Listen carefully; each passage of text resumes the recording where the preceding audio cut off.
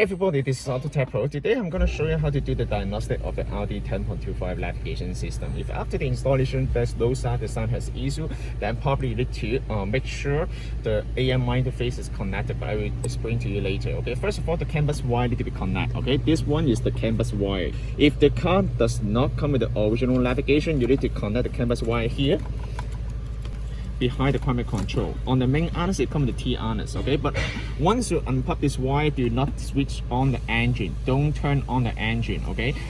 When you turn on the engine, you need to make sure this one is connected, okay? And this one is one underneath, okay? Below the radio. And there's us filter and also the main harness. You can see that inside it's loose, right? Don't make it too tight, okay? And also the auxiliary filter is inside here too, okay? And then once we connect this one, then we can push this one back, okay? How to push it back?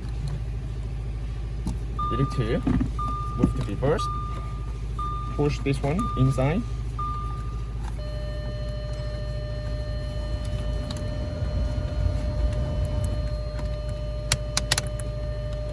okay, make sure it's tight. Okay, now this is the GPS antenna here. I'm gonna test the system first. Okay? In order to connect to the original screen, when you remove the original screen, make sure this one is connected. Okay, if you don't have any image after the installer, when you can switch back to the original manual or this original AMI interface is not response, you need to connect this one for sure. Okay, for the car with the original navigation, the LVDS cable, this is called LVDS cable. Behind the original screen is gonna be rectangular shape. Okay. It's like this, okay? This one needs to be connected.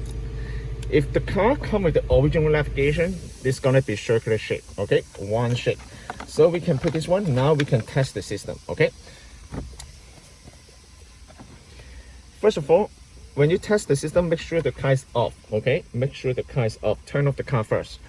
It's electronic, and this is the wire here. How to do the wire? You need to put this one here. Move it to the center, okay? And in the box it comes with this T harness, okay? This one will support the airbag. For example, this is the original bracket, right? If some of the car they come with the airbag indicator here, right? This one need to be connected, okay? How to do that? Remove this one, okay? Remove this switch.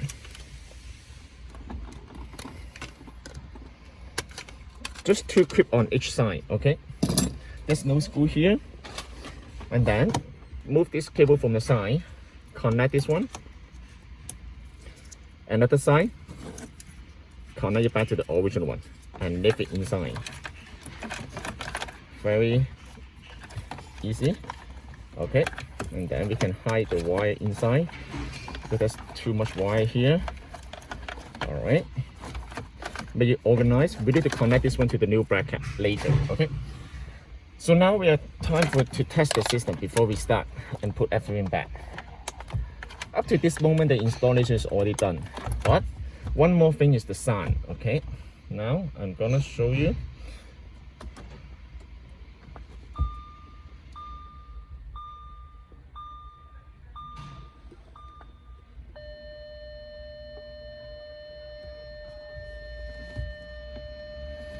Okay. You need to reset the unit on the side.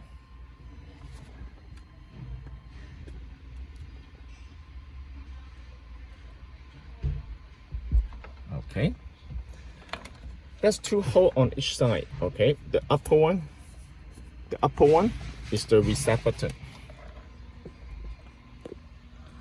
There's two holes on the left side of the screen. Use the paper clip to kick on the upper one. It's gonna be this, and then the unit will restart, okay? There's a screen protector here. After the installation, you can take it out, okay?